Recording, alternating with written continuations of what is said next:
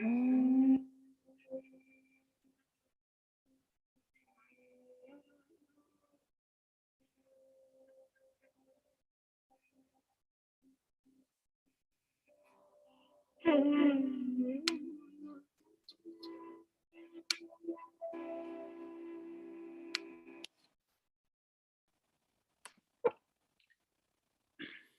evening, Dharma friends. We are going to begin today's Sutta study class. Today is March 5th, which is Saturday night, the first Saturday of March. And we are hoping to conduct today's Sutta study class with the last factor of Nibbedika Sutta. First of all, I welcome you for this wonderful moments where we discuss the Dhamma for our benefits.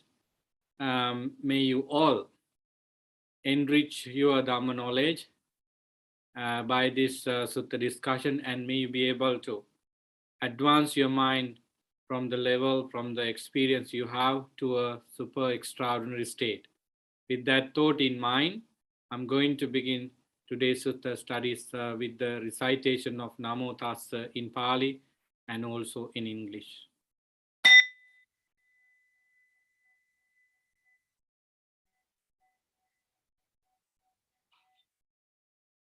Namo tassa bhagavato arahato samma sambuddhassa. Namo tassa bhagavato arahato samma sambuddhassa. Namo tassa bhagavato arahato samma sambuddhassa. Homage to the Blessed One, the Worthy One, the fully enlightened One. Homage to the Blessed One, the Worthy One, the fully enlightened One. Homage to the Blessed One, the Worthy One, the fully enlightened One. Sadhu, sadhu, sadhu. Friends, we have been focusing the Nibbedika Sutta from Anguttara Nikaya. We have come to the last factor of the discourse. It is about suffering.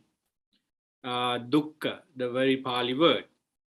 Let's begin the discussion with that, and I hope you will understand the entire discourse as it is explained by the Buddha. Nibbedika, the very word Nibbedika means kind of type of explanation for ending suffering.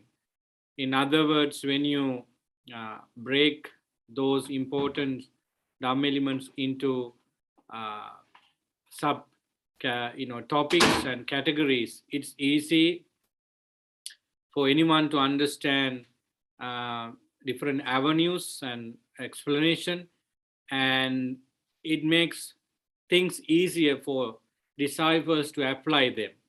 So with regard to karma, and then Vedana, Sanya, feeling and perception, then what do you call Asava, then Karma, and at last we have Dukkha. So if you look at these topics of Dhamma discussion, they cover many things of the Dhamma. In terms of understanding these each single factors, we need to understand every other things around it. If I explain this from another angle, when you understand karma, you of course understand dukkha. When you understand Vedana, you understand dukkha and also other factors of the Four Noble Truths. So each individual topics take the disciples into the very core of the Buddha's teaching. So that's why this kind of suttas are really important for each and everyone in terms of cultivating theoretical knowledge and then go into the knowledges through experiences. So I think the sutta is enormously helping each and everyone to understand different Dhamma elements. And we never forget the support given by you with questions and additions and explanation, including Dr. Pial for providing us a very good list of reading. Today also he had provided a list of suttas that explain dukkha in details. We appreciate your support, and we wish you have good health and peace of mind to continue your training to the full enlightenment. And if you read the email from the beginning to the end, many suttas that talks about dukkha in different angles are found, and I encourage you to go into complete discourses if possible with the links and read them, either English one or the Pali one. And if anyone can get the Sinhala version, if that is the version you read, please read them, because the fact is that you cannot get the whole structure of the discourse with one reading. Sometimes reading doesn't make any sense if you read the discourse with no points. You need to read the discourse with a particular intention in your mind. For example, suppose I read a Dhamma book and I found a conversation between two people about something losing from their life. So my mind quickly get that point. Okay, this is piya vipayoga, the suffering due to departing from something or someone. Then my mind goes to the Dhammacakka Sutta or any other sutta that explain dukkha. So I refer to those discourses. I gave you an example how you could read meaningfully and productively so that you remember discourses. So if you, in the future, if you remember any Dhamma facts like feeling or karma or asava, your mind might goes to Sabbasa Sutta definitely. At the same time, Nibbedika Sutta, where it explains the whole scale of asava. So that's perhaps reading discourses without no point would not be working, but with an intention or a purpose, you might get a lot of things into your mind and store them well. So friends, let's get into the discourse now. As I said a couple of times, the last one of the discourse is to be discussed, that is dukkha. Let me read the Pali one too, which is wonderful to hear because it is the true words of the Buddha. I think I have it. So yeah, it's Nibbedika Sutta. Yeah, this is how the Buddha explained the dukkha in the Nibbedika Sutta.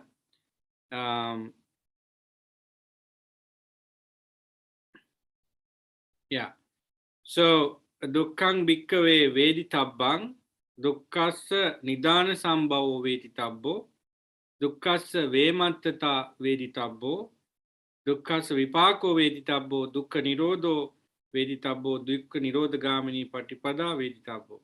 So these are the 6 things. In English translation by Bhikkhu Bodhi, suffering should be understood.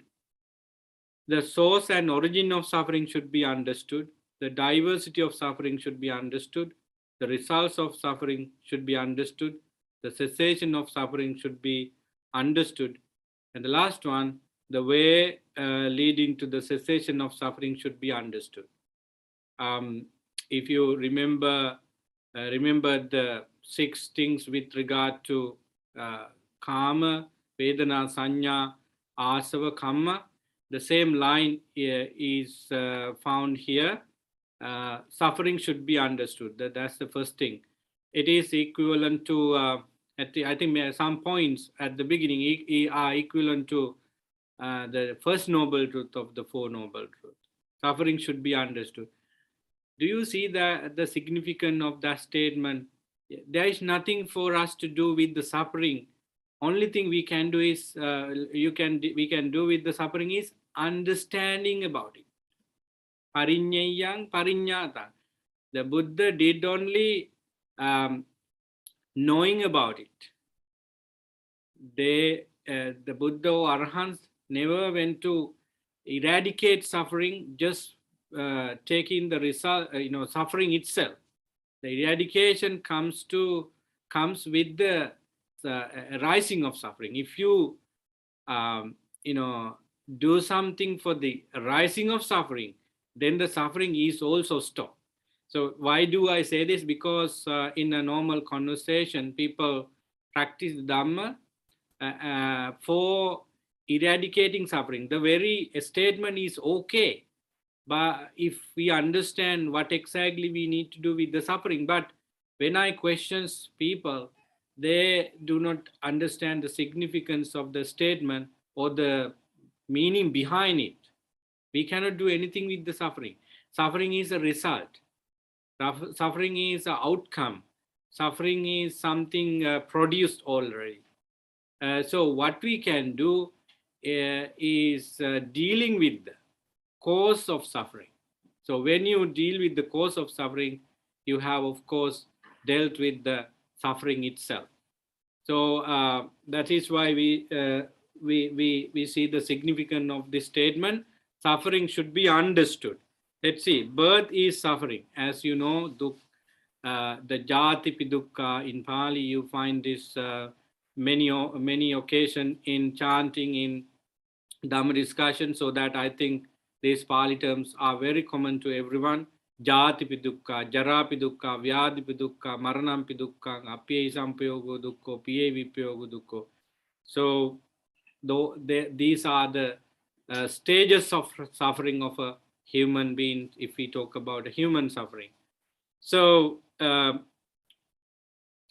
birth is suffering, aging, sicknesses, dying.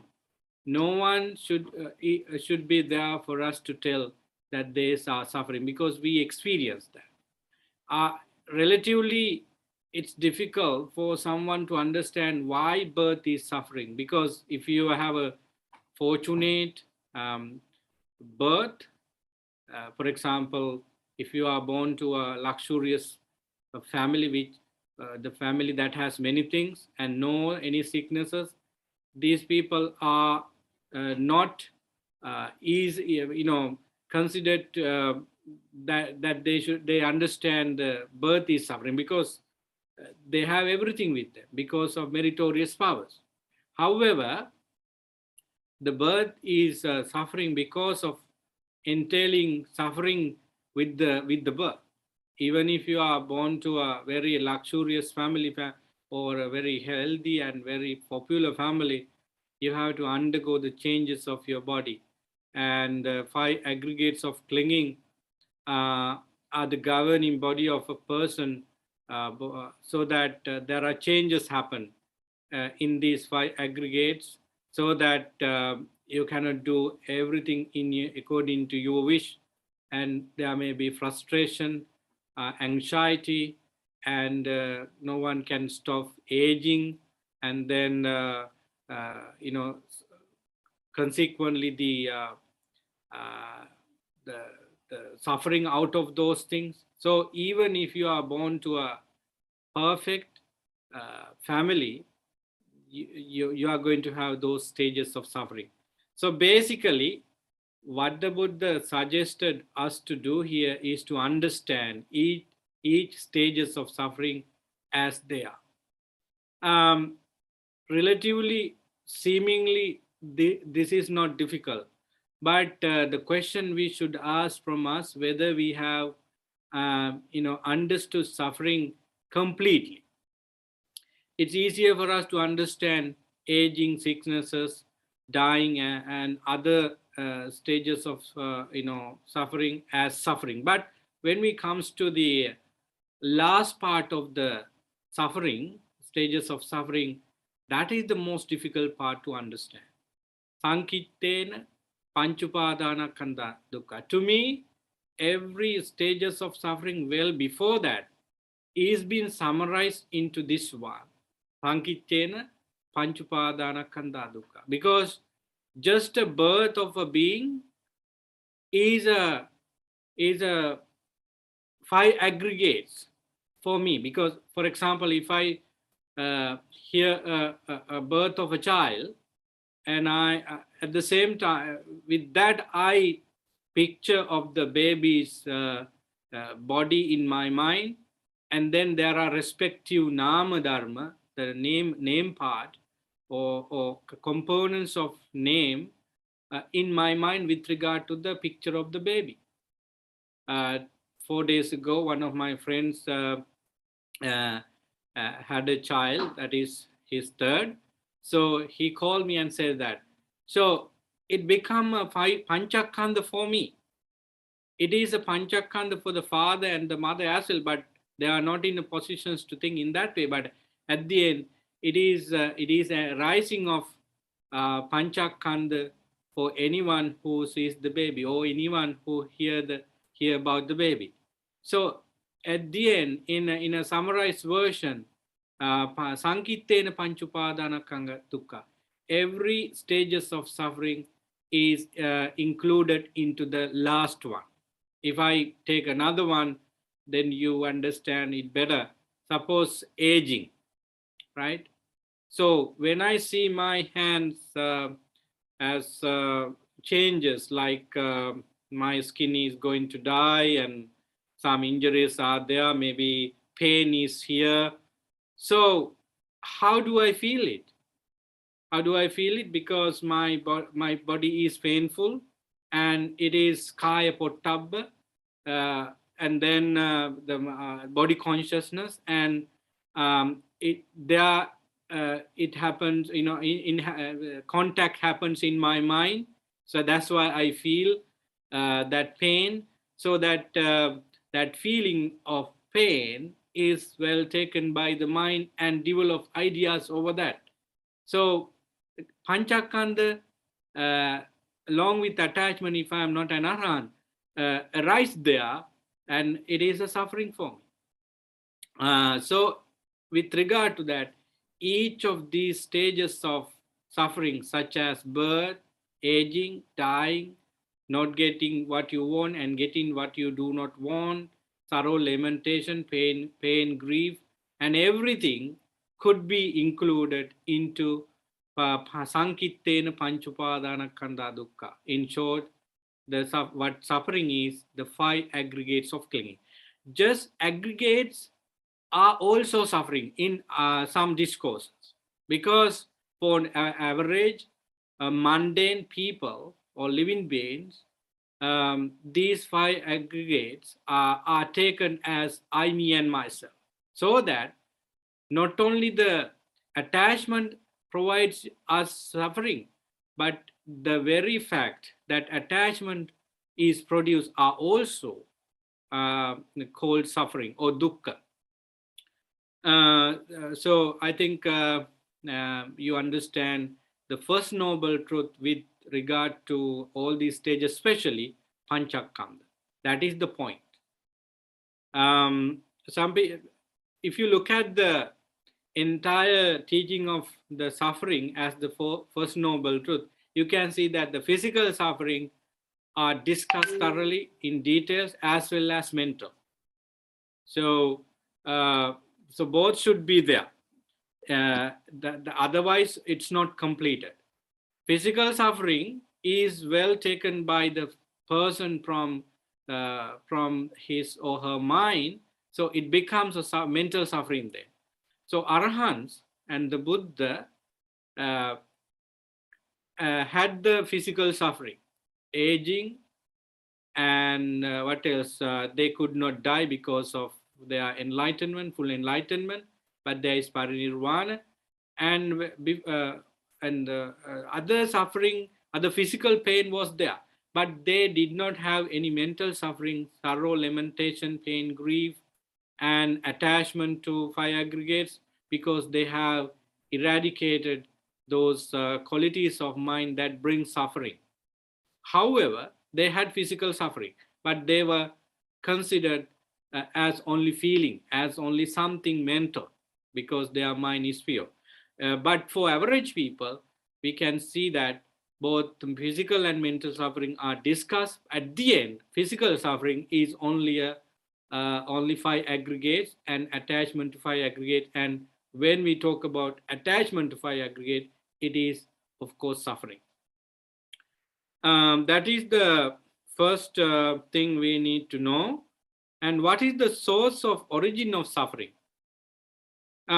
As you have gone through the Four Noble Truths, not one time, many times in your life, you understand what is the cause of suffering, dukkha.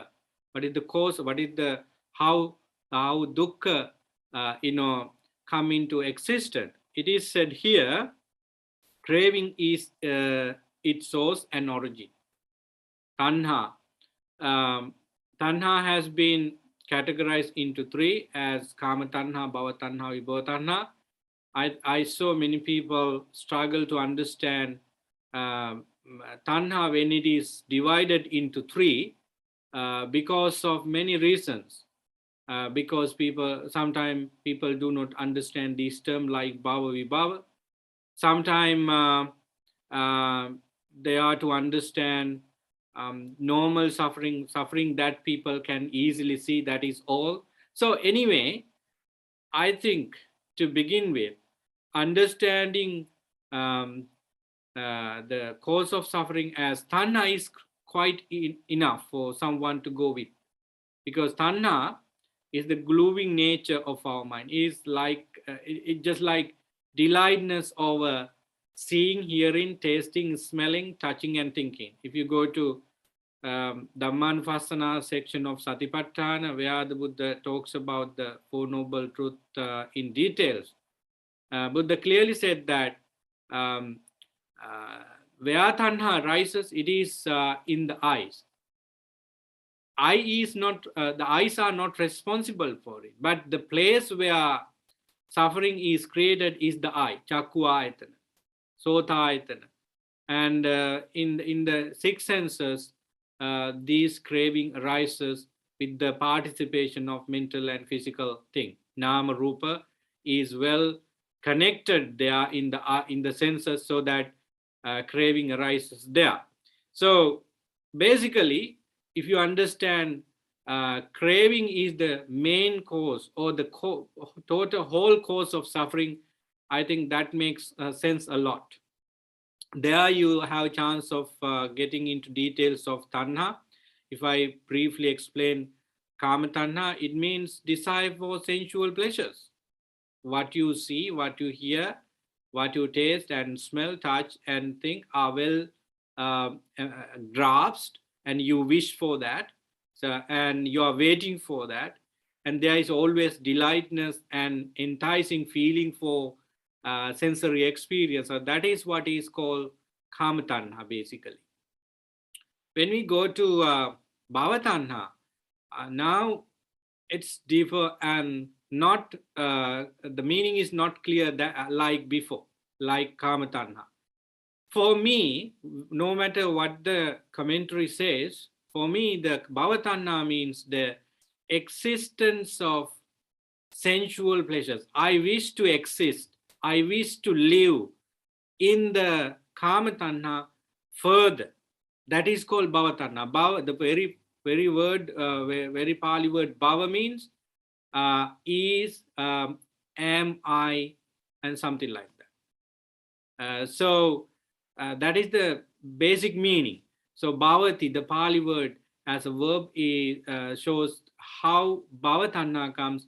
You first like what you see, what you hear, and the existence of that happiness is called bhava tanha. Then when we come to vibhava tanha, what it is, the commentarial works take example of committing suicide as vibhava tanha, but it is it's not clear. The meaning is not coming well with that, because when the arahants when a person attains to arahantship, does he commit suicide just to understand the vibhava tanha? No. Vibhava tanha means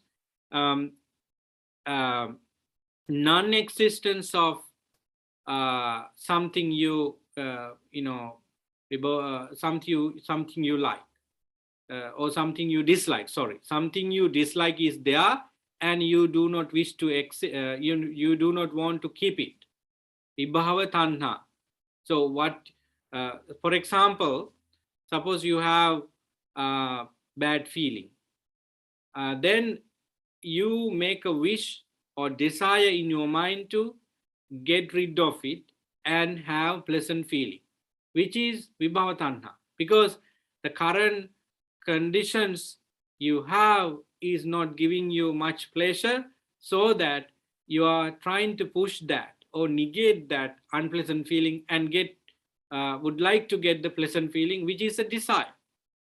So when we talk about tanha as a one fact, it's much easier to understand. But when we go into details of it, there would be some homework and also thorough investigation into section of tanha to understand it fully. Anyway, the source origin of dukkha is tanha.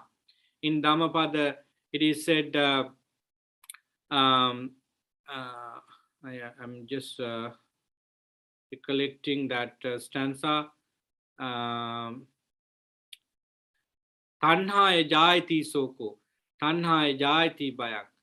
These stanzas clearly says that the fear and the, other form of suffering, sorrow, lamentation, all these come because of desire you create, that kind of attachment you create for people and things and concept brings you dukkha. If there is no craving, no dukkha, which is easier to understand. So now we have been, touching two truths of the Four Noble Truths with the first two factors of the dukkha section of Nibbedika Sutta. Quickly go to the other four and have a discussion. What is the diversity of suffering? There is extreme suffering, there is slight suffering, there is suffering that fades away slowly, and there is suffering that fades away quickly. This is called the diversity of suffering. So you don't find this in other discourses. So diversity, it means that some suffering are very tough, very strong, extreme. For example, dying of a son or daughter is not simple for parents. It's very, very difficult to bear because their relationship is too strong, and it's so difficult. And sometimes pain out of some diseases, if they are terminal illnesses, that pain is too difficult to bear. Even some arahants were talking about the severity of the pain of the physical body, since they were not just normal illnesses, but very very severe illnesses.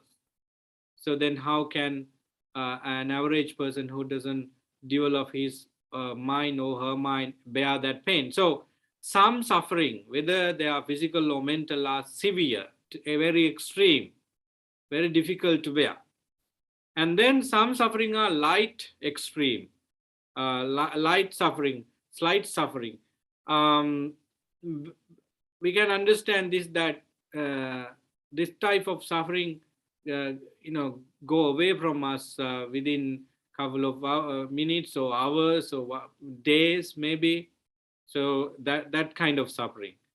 And then suffering, there is suffering that fades away slowly. Yeah, during the Buddha's time, there was a father who lost his only son, and he did not eat for days, and every evening and morning he went to the cemetery where his son's body buried or cremated. I cannot remember exactly what he did with the body. Anyway, he went to the cemetery twice a day and cried there that I lost I'm done.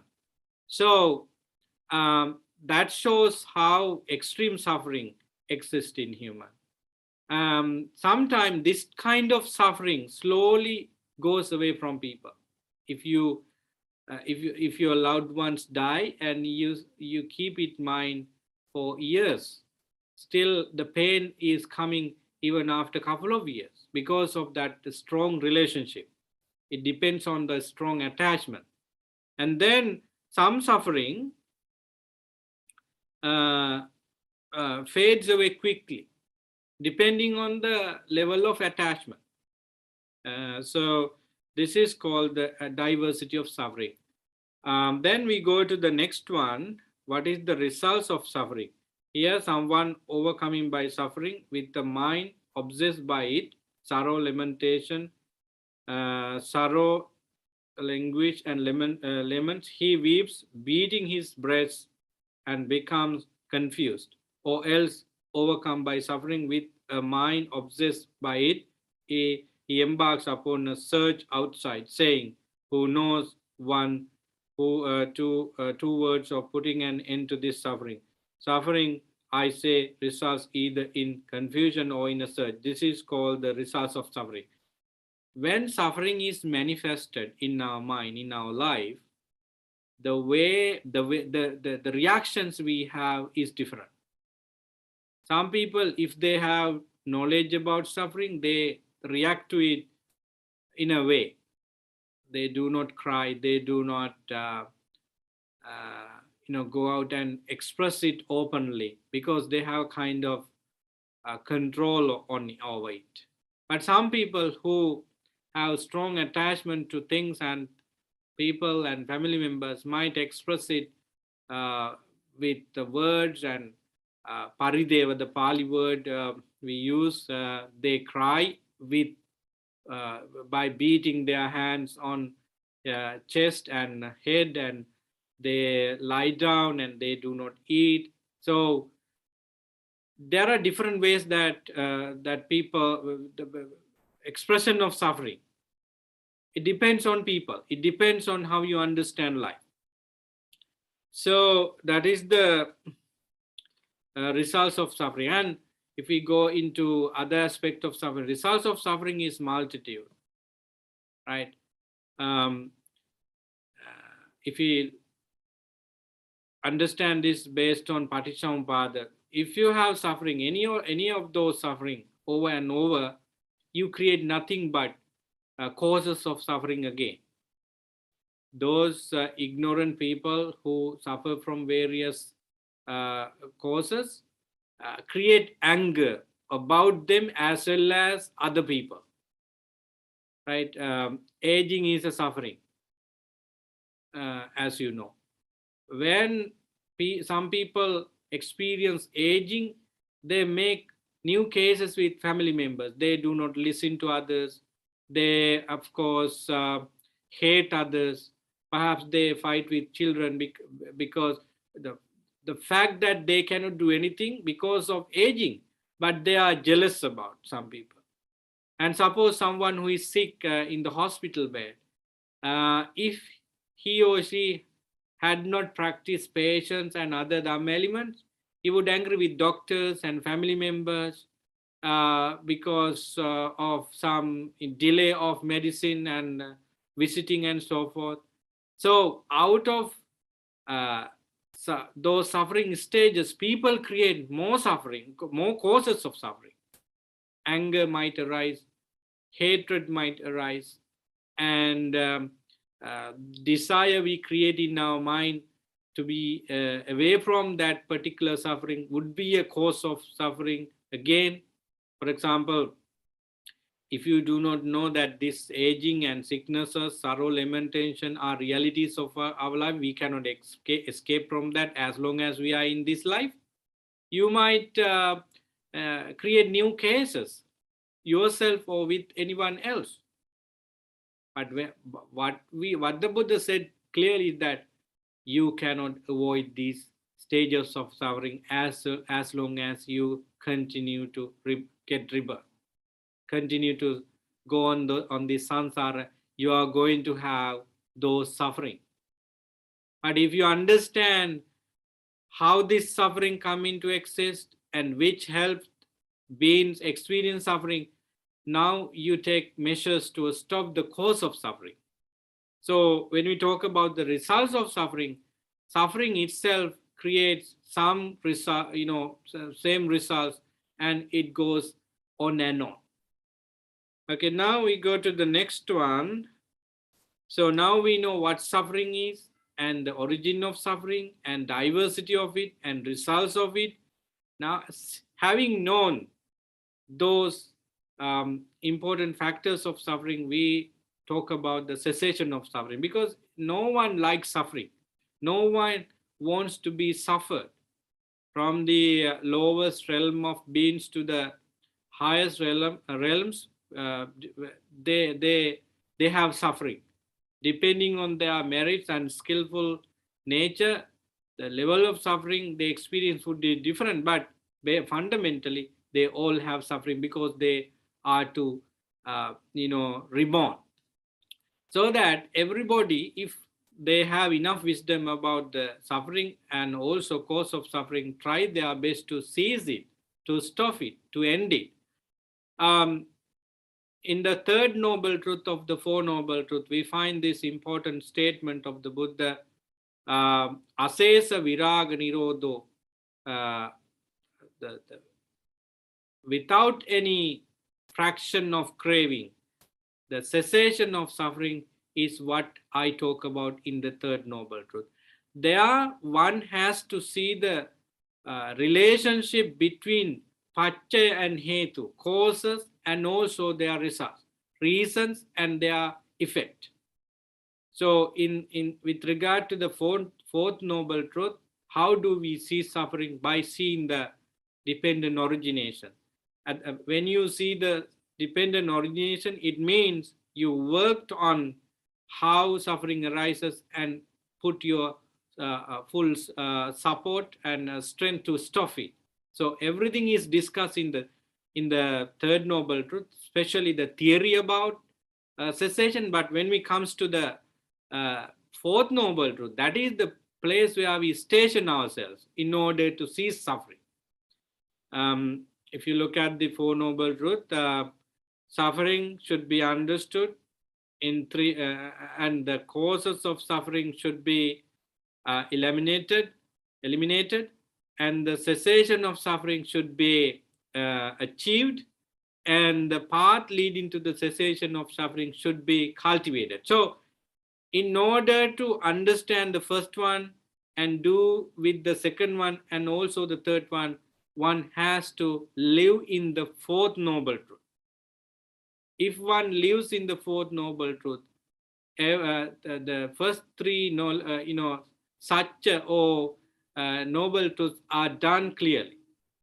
So with Samadhi, you understand what suffering is, and with Samadhi, you find the Tanha as the origin of suffering, and with Samadhi, you have already taken measures to stop suffering. So, and with Samadhi, you entail the other factors of the Noble Eightfold Path, like Samma Sankappa and so forth. So, basically, if you understand suffering clearly, you have to be in the Samadhi. I cannot go into each discourses that Dr. Pial quoted because it's so vast. But if you look at Bhadraka Sutta in Samyutta Nikaya, where the person called Bhadraka comes and questions the Buddha about suffering, Buddha clearly said that suffering arises in the present moment. Or the way the Buddha explains suffering is remarkable because he takes some examples. Buddha said that if I tells you the suffering with regard to something you did or somebody else did in the past, I keep you in the past, which is not right, which is not the right way to explain suffering. And if I explains the suffering with regard to something future, it is not also right.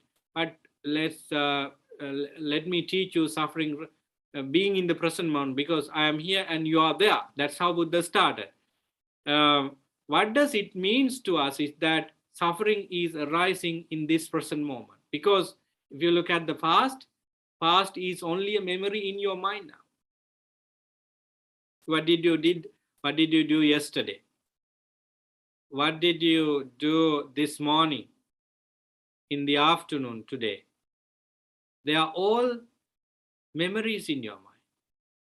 If you recall what you did yesterday, this morning, this afternoon, they are mental state right now. And suppose you go to Toronto downtown or Ottawa downtown tomorrow morning to see one of your friends. It is a mental state in this moment with regard to a particular activity you are going to do tomorrow. Tomorrow is a projection of your mind. Yesterday was something stored in your mind. So with regard to these two time, they are only mental state. So basically then present moment is relatively true, but if we look at the present moment with the wisdom, it is also a mental projection, because it's moving fast. You cannot, a person called I me, or they cannot live in the present moment permanently, because yourself is moving and also the time is passing. So however, in order to clear the point, Buddha said that suffering arises right now. The example he takes is really remarkable. So Gamini Bhadraka was questioned by the Buddha whether you have relatives and non-relatives in the village, in the city you are. Yes, I know some are my relatives and some are not. So if something dangerous like death or any injury happens to someone you do not have any relationship, do you feel suffering? No, Venerable Sir, I don't feel suffering. Just like, if we hear someone dies in Alaska, it's a news for us and we don't feel suffering. But how about Bhadraka, if you heard the news that someone died from your village, do you feel that suffering? Yes, because I have relationship. I have a relationship. So Buddha convinced Bhadraka that suffering arises in a person because of the relationship we have, because of the craving we create, because of the attachment we create. So therefore, suffering is a result of what we create in our mind with wrong perception, with the perception of delightness and attachment and so forth. So Bhadraka had a son called Sivaka, and then he's far away from him, and he wakes up early morning and thinks about whether my son is eating, having enough facilities, is there anything for him to have in addition to these things. So according to his desire and attachment, he sends out a person every day to look for what need his son needs. And until this person's return to Bhadraka, he is in confusion because of attachment. So then Buddha asked, if something happened to your son who is away from you, can you bear that pain? No, Venerable Sir, it's so difficult and extreme for me. So see, Bhadraka, if I taught you the dukkha with regard to something in the past or something in the future, you may not get it, but now you understand what suffering is. So this kind of simple explanation taught us that dukkha is a result of our karma. Earlier we had the fact karma in Nibbedika Sutta. So what we do intentionally creates suffering. Sometimes unintentional activities and happenings in the environment create us suffering. But those activities that happens in the society, like war, like drought and winter season and summer, all these natural phenomena and also man-made have things could not bring suffering to a particular person because it is self-created. If we have seed of suffering, those external happenings are taken into mind with the notion of I, me, and myself, so that suffering is newly produced with the seed. So, friends, therefore, where we station to understand this suffering, that is the Noble Eightfold Path, as the Buddha said at last. And if we follow these noble principles, definitely we are going to understand suffering in us, not outside. Of course, outside suffering is visible, but understanding suffering inside is happening when we follow the Noble Eightfold Path. So we can discuss about the suffering with regard to 5 aggregates of clinging when we discuss them. So now I just open the session for you, for your concern and additions and also questions. This is what the Buddha said initially in the Dukkha section of the Nibbedika Sutta. What is Dukkha and what is the origin of Dukkha, diversity of Dukkha, results of Dukkha, and Buddha talks about the cessation and also the path leading to the cessation of Dukkha. So my simple message to everyone is that we are not practicing Dhamma just to escape from dukkha. You cannot escape from dukkha. It's not what the Buddha said. Escaping from dukkha could be a reality even now if you really address the causes of suffering, origin of suffering. Dukkha, again, is physical and mental. Sometime until you attain total parinirvana, which means you passed away.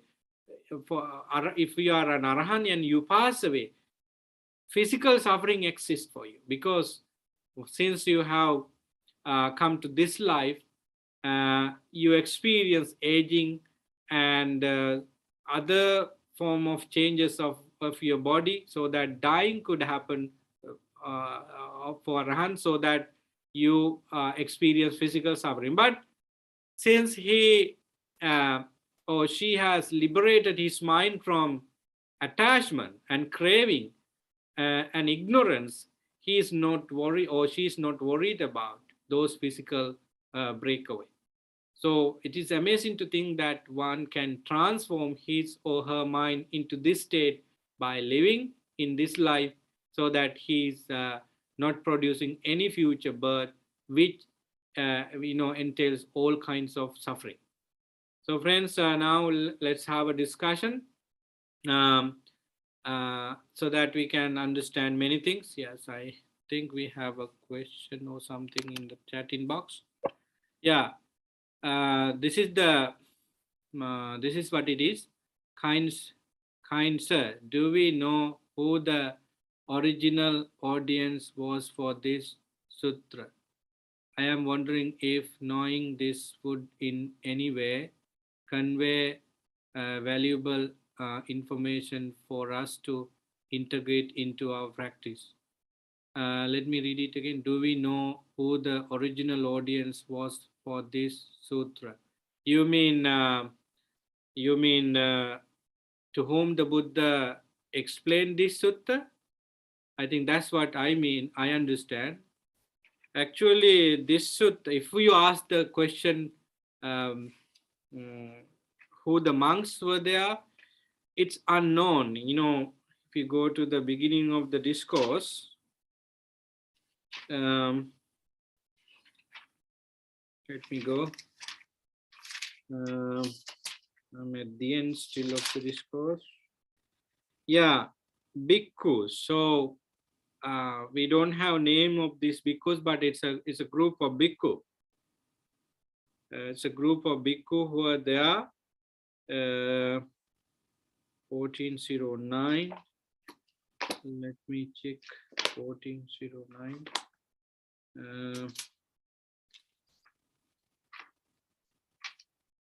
Yeah, as far as I understand, a group of bhikkhu who are there listening to the discourse.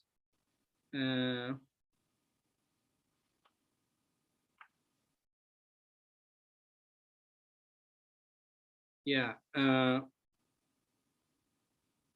it's a group of bhikkhu. So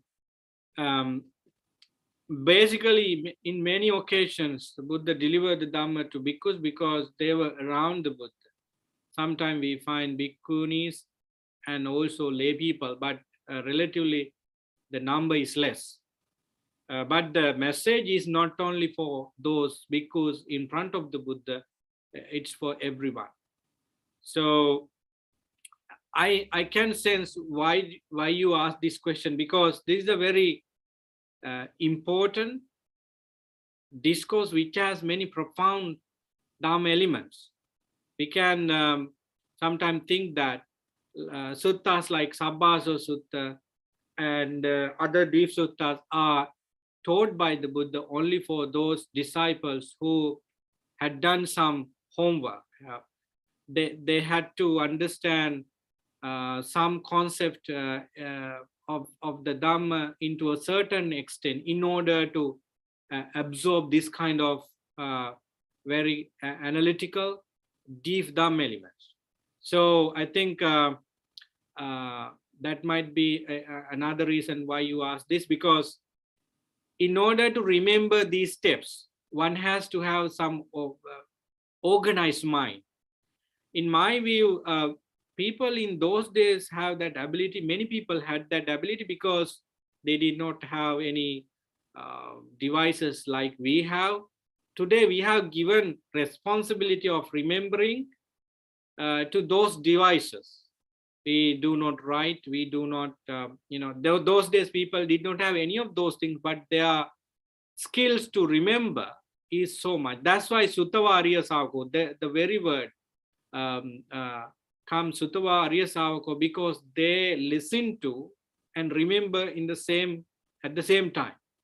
So that is how teachers taught their students, and they remembered points with details, and then they became teachers and taught those lessons to the next generation.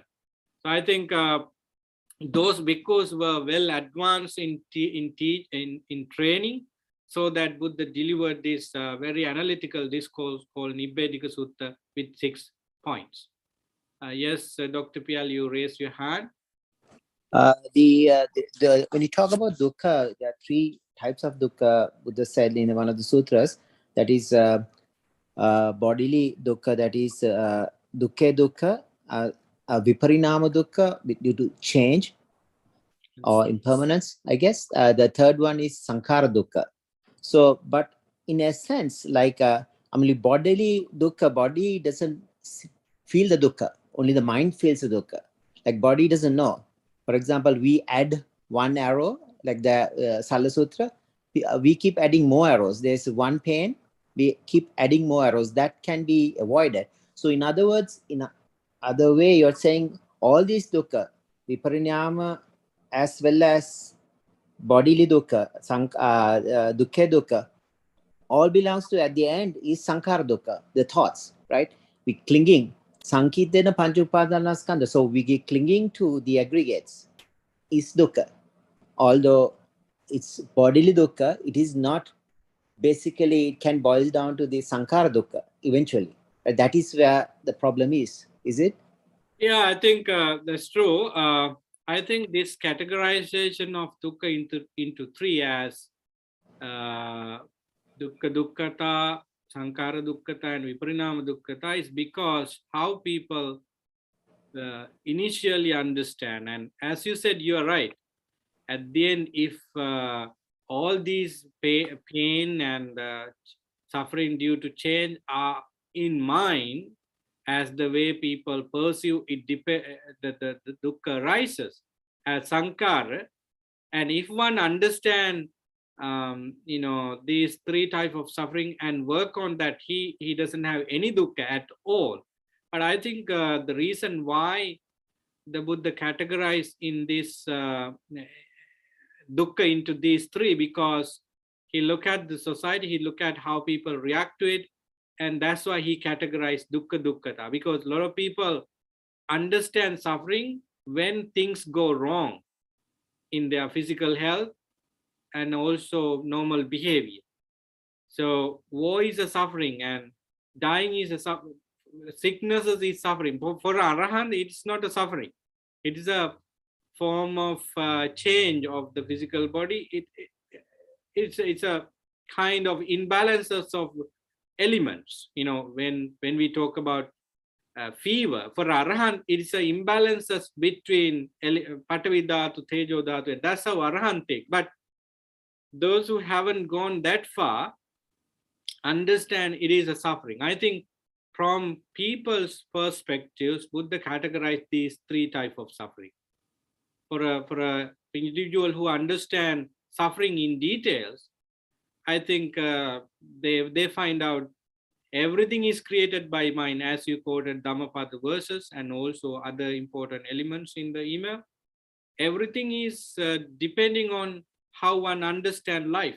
If one understand that mind is creating all these suffering and peaceful state, he doesn't find suffering at all because he has seen everything.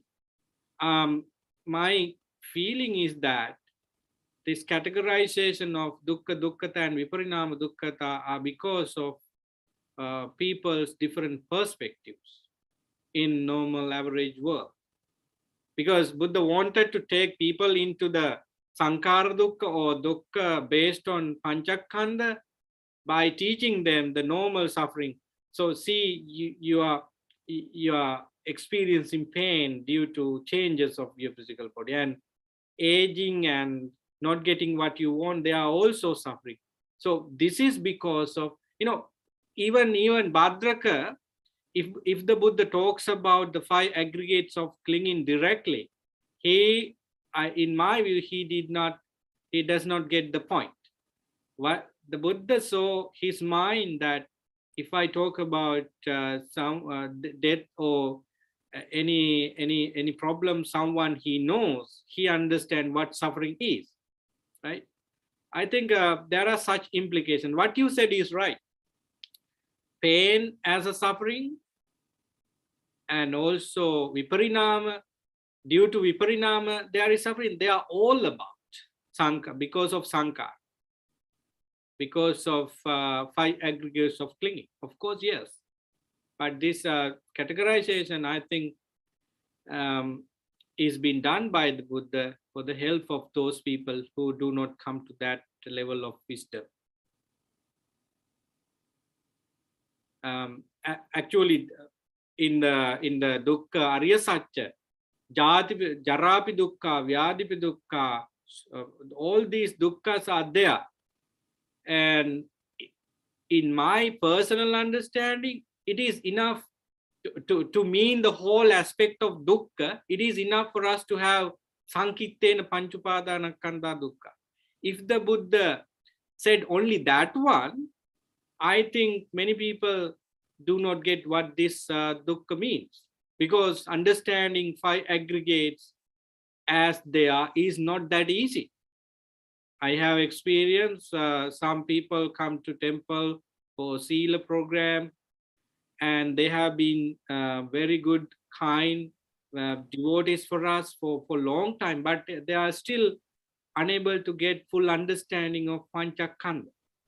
I think he's initially he's trying to give some examples of dukkha, and then he's saying this is the cause, this is the root cause of it, clinging to the aggregates, and what's the cause is craving or desire. That's what the Bhadraka was trying to explain, the desire without saying craving. The desire, because you have desire to your son, not to rest up, that's why you suffer at this moment. So it's a kind of a that's understanding I had. Thank you, Bhante. You're welcome. You're welcome. Thank you very much for everything you did for us. And on behalf of everyone, we would like to invite you to do homework, if possible, for other suttas that we take in the near future for discussion, because I think everybody appreciate that. Even I do not worry about looking at the entire Tripitaka with the topic we select, because I have that feeling that you do some homework, and I'll do my I best. know I'm that very you are a busy person, but if you have collected already, sure. Yeah, I have yeah, collection already. Some yeah. in there. Thanks, Bantu. Thank you. All right. So anyone who would like to go with some concern and questions, that is appreciated really, because certain things in the deep Dhamma could not be understood alone. With the discussion, we can actually open up some avenues to understanding them very well. So I didn't say the name of the person who had the previous question in the chatting box. That is direct. Thank you very much for your questions. Anyone else who want to contribute today?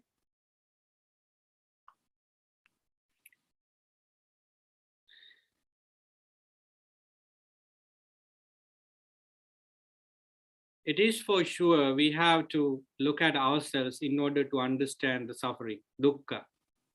The very word dukkha, we use it because many translation is used that, but the Pali word is much rich for deep Dhamma discussion, dukkha.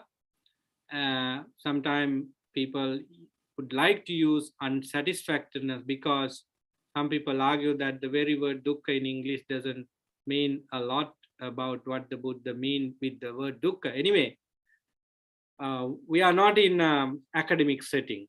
We are in a setting to understand Dhamma for our benefit. So look at your body, look at your mind in order to see suffering. If you follow the training principles, as the Buddha said, your mind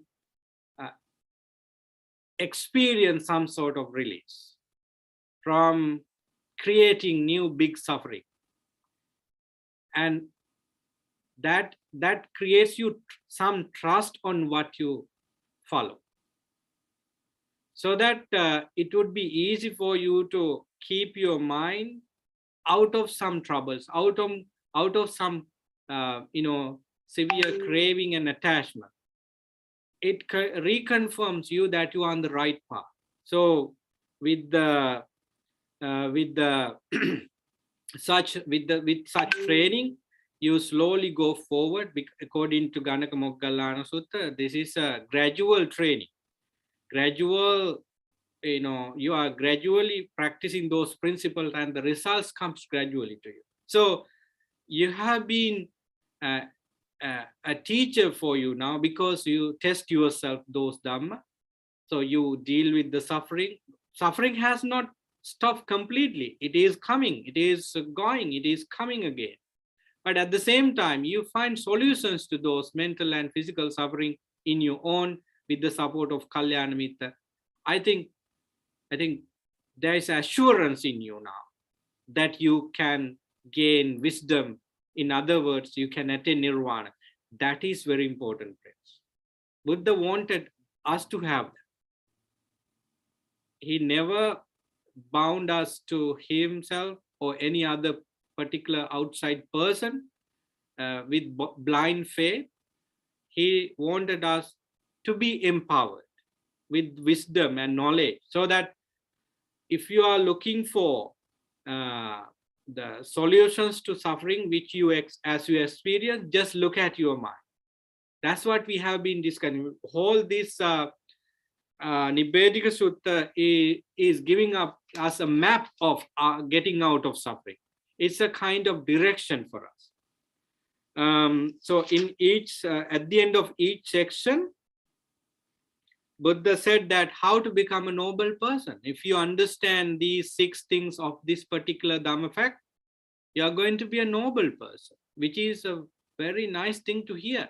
If you feel that I am a noble person, not with conceit, not with mana, because when you transform yourself into nobility, you do not have that man anymore.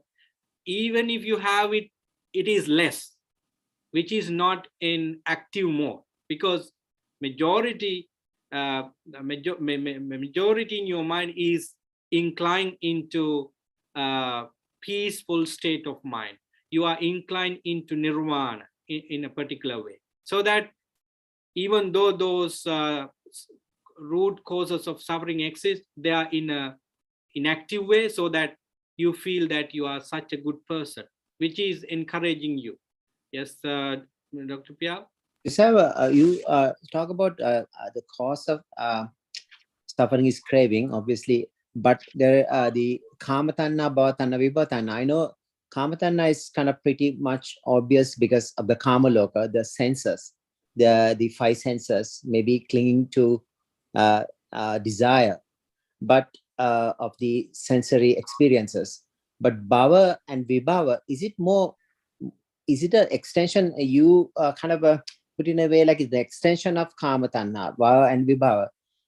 I don't know exactly how to really understand that, but I probably think it's more than beyond. This is a more subtle form of tanha, like a bhava, like like a realms of jhanas, like I don't know, bhava or vibhava is a little bit even further. It's hard to grasp.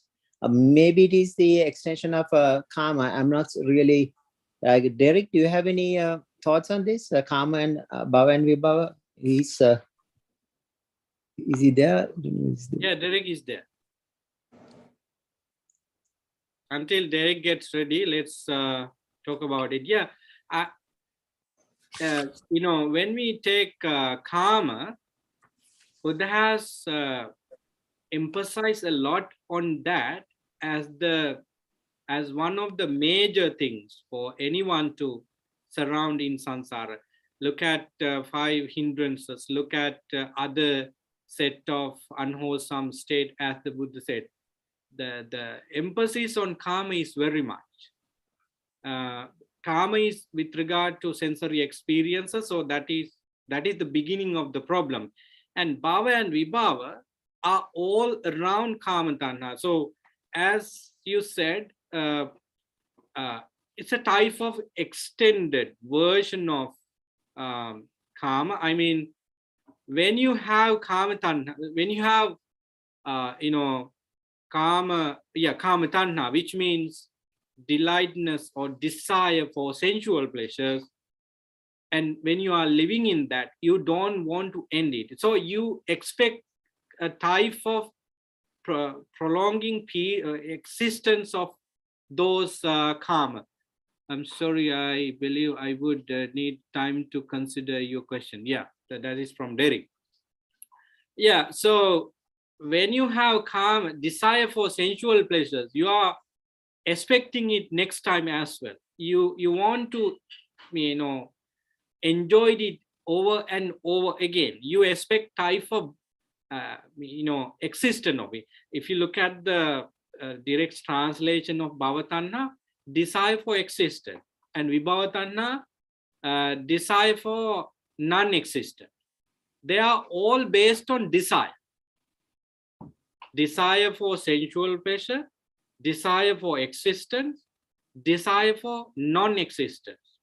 So forget about the last words of each three.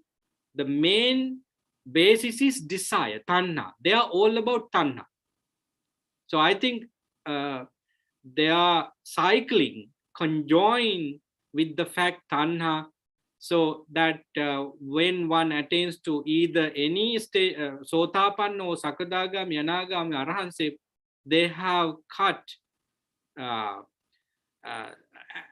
a degree of each tanha in that's what I understand. So since I come from the Pali tradition, where Pali is taught from the very beginning, we have a kind of advantage to understand the Pali meaning of those words. Bhava means bhavati, which means exist.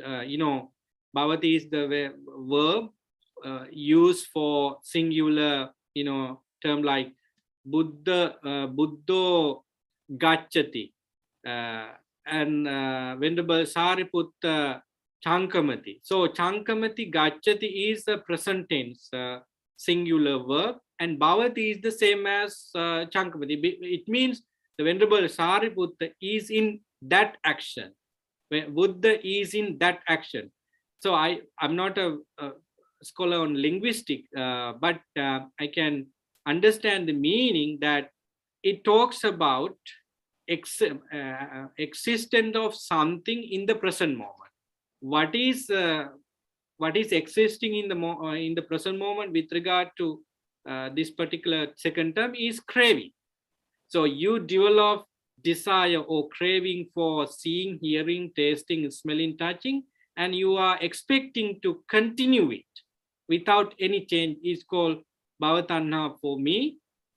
And then when it comes to vibhavatanha, you are going to reject something. You don't want to exist something. Desire for non-existent.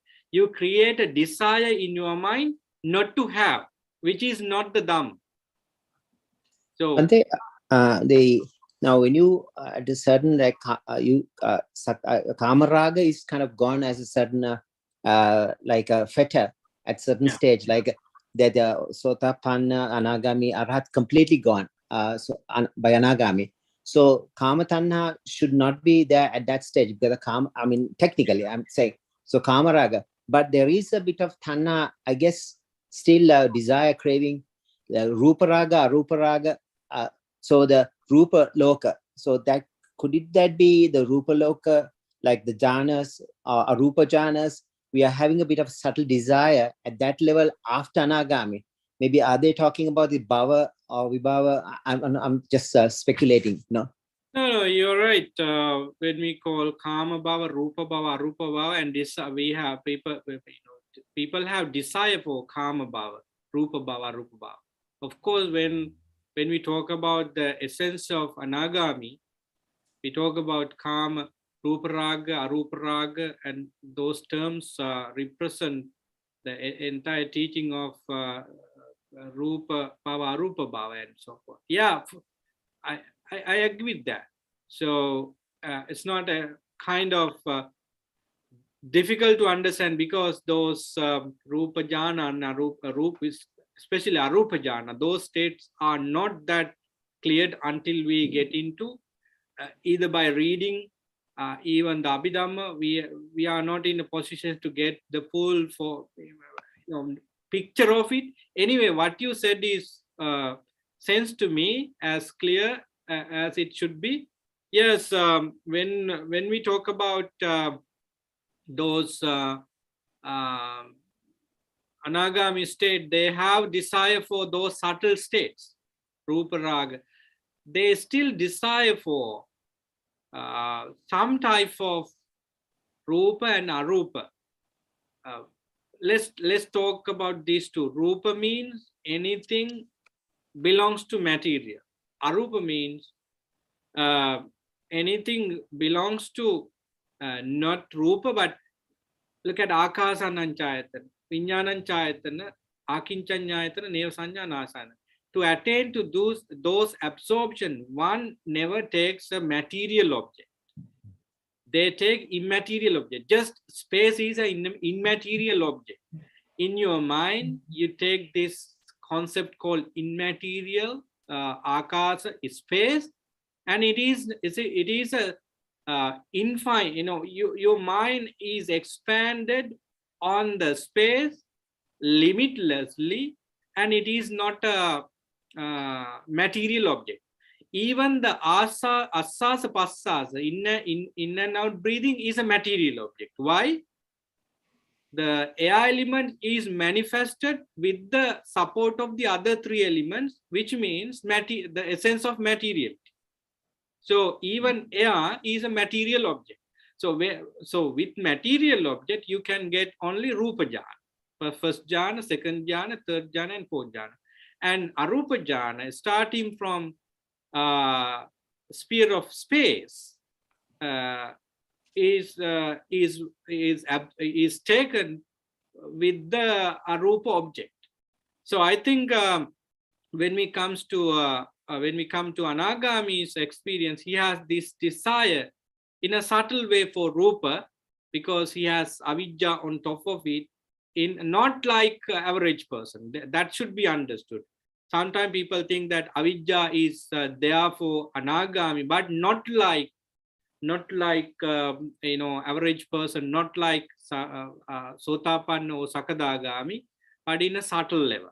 Each of these five lower fetters, not lower fetters, high fetters of the from 5th to 10, the level of those things are very less. That's why we see Anagami is totally different from the common society. He cannot live like an average lay person. Look at Gatikar, look at Visaka, the male Visaka. They cannot live lay life like others, because there is a significance of their understanding. It means avidya, Ruparaga, Aruparaga, Mana, Uddhachavidya, they are existing in a subtle form. That's what I understand. So I think what you said is up to the point. Those people have subtle craving and because they have eradicated the gross level of craving by the name Sakkaya Ditthi and Ruparaga, Aruparaga. Kamaraga Patika, sorry. So they have eradicated, the Anagamis have eradicated subtle form of craving, so that they are hanging on. They are hanging on to craving further because of those seeds of craving.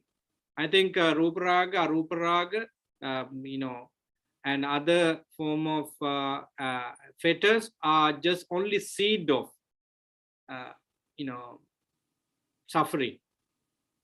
If I said this with the percentage, I think avidya says, let's say avidya is 100 and Anagami has only 20 or 10% of avidya, in my understanding, because he is not caught by any of those attacked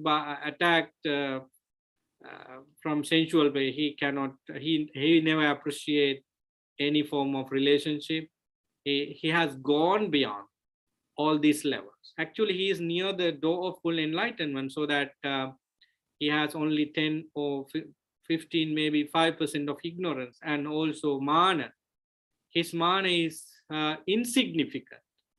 And Ruparaga, Aruparaga, as you said, are very subtle, even cannot judge by those craving of those Anagamis from outside. So we can judge others' craving like Sotapanna from external view. We see in the text that Visakha came to the Buddha after his grandson died, and she cried. And then there are some Sotapanna disciples who actually did something like average people. So we can judge their behaviors as same as average people from external view, but with regard to Anagamis, it's very difficult to see anything from outside, because they are like Arhats from external view. So I have to stop the class now, because I have another program at 9:30, which and that program is for 2 hours. So it's close to 9:20 now. At the end of Nibbedika Sutta, Buddha said that this is what penetrative exposition of the Dhamma. So if you hang on to the word Nibbedika or penetration, it means that you break a particular concept or things into small pieces, and you understand things easier. So look at Kama, then Vedana, Sanya, Asrava, Karma, and dukkha, you see the concepts are broken into 6 subcategories so that you can understand things better. So why do we do this? Because we need to have a wisdom which is not just wisdom, it's a penetrative wisdom. So the Buddha finally said at the end of the discourse, this is because is the penetrative exposition of the Dhamma. I think you better read it again and again and get clear understanding of the Dharma. As I understand, many of you have enough knowledge to continue training well. So in order to gather more knowledge, in order to face the battle with unwholesomeness, it is better for you to read more and more. And like Dr. Pial, anyone is welcome to contribute with any emails with the Dhamma and other things, so that everybody is benefited. So Manohari raised hand, so please take your time. Yes, Swamina. So it's a very quick question. I'm trying to understand what that Arupa Raga is. Is it like listening to a song? What do you have when you listen to a song? Suppose you listen to a song and the song is about the river, let's say St. Lawrence and the moon. So you create rupa with that, right? Is it? Yeah. All right. So listening to a song. when you listen to a song like that, you create those rupa in your mind, and there are other things. I think yes. Basically, what we understand Arupa Raga means you attach to those mental absorption in a subtle form, because they are very enticing, and the joy you have when you are in those absorption is not explainable, difficult to put into words. So there is a danger living in samadhi for longer period, because you can create desire for this ecstasy of samadhi.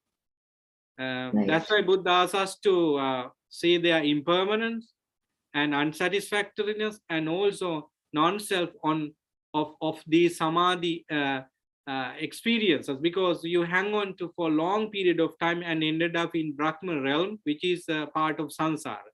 I think Rupa Raga or Arupa Raga means the subtle craving for those formless states. Right. Yeah.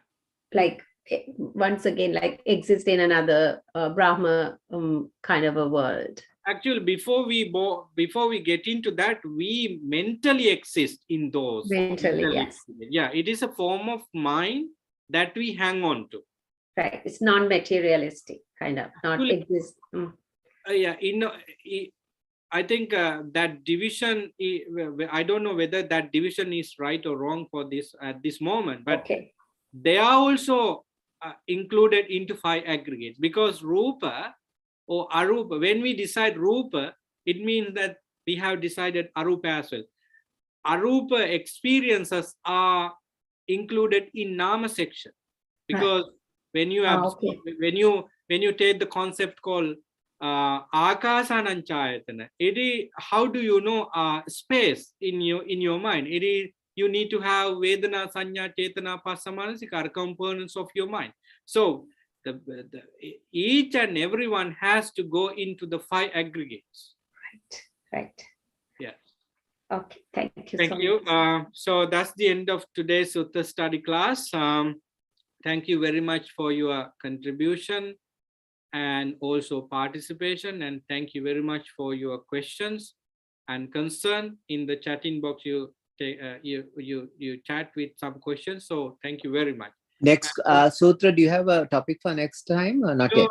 I haven't thought about it. Anybody is welcome to suggest a sutta earlier, maybe tomorrow, day after tomorrow, so that even Wednesday, Tuesday, it's fine. So I would like to go in that way as well, because instead of me selecting discourses, you can suggest this discourse is good for our discussion. So I'm with that. Thank you.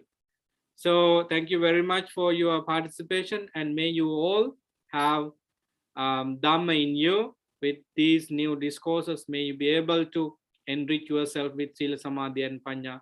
May we all attain Nirvana sooner than later by the power of this marriage. Sadhu, sadhu, sadhu.